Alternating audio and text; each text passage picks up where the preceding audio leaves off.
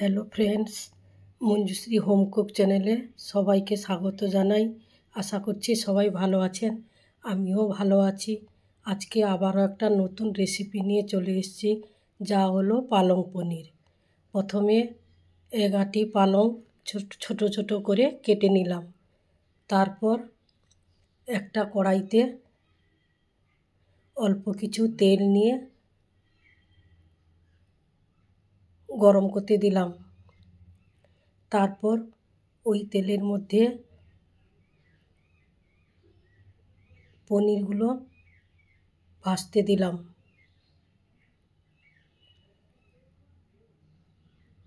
পনিরগুলো একটু লাল লাল করে ভেজে নিব।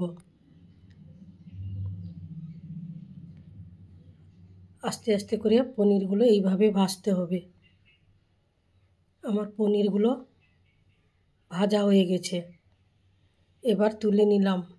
সেই কড়াইয়ের মধ্যে অল্প কিছু তেল ছিল, তাতে জিরে ফোড়ন দিলাম, 2 শুকনো লঙ্কা ফোড়ন দিলাম,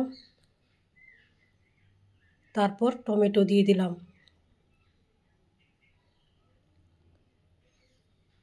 হালকা হালকা করে এইগুলো ভেজে নিতে হবে।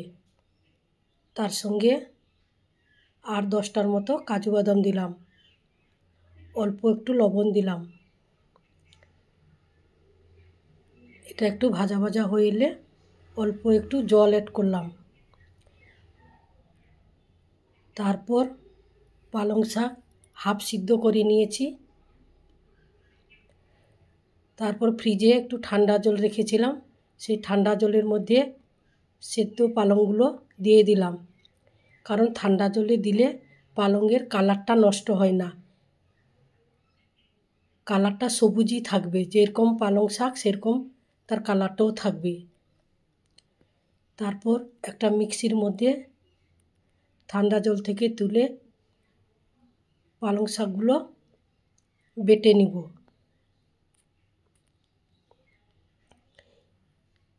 আপনারা অবশ্যই এই রেসিপিটা বাড়িতে ট্রাই করবেন।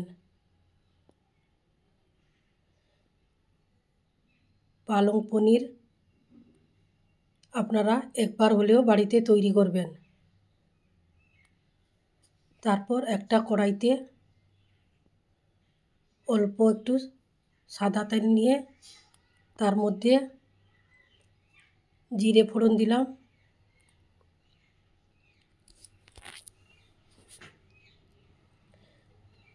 আপনারা যে দেখলেন সে কড়াইতে যে টমেটো, জিরে, শুকনো লঙ্কা, কাজু বাদাম দিয়েছিলাম, ওইটা একটা মিক্সিতে মিশ্রণ করে নিব, পেস্ট করে নিব। তারপর ওই কড়াইতে 2 কাঁচা লঙ্কা দিলাম, তেজপাতা দিলাম, তারপর গোটা গরম মশলা দিলাম। এইভাবে একটু ভাজা ভাজা হয়ে এলে পেঁয়াজ কুচি দিয়ে দিলাম।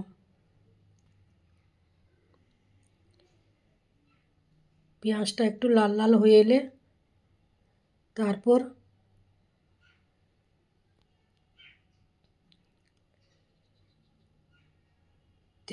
থেতো করা রসুন দিয়ে দিব।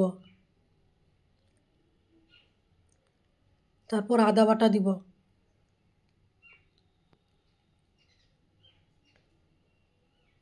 লাল লাল করে মশলাটা ভেজে নিতে হবে।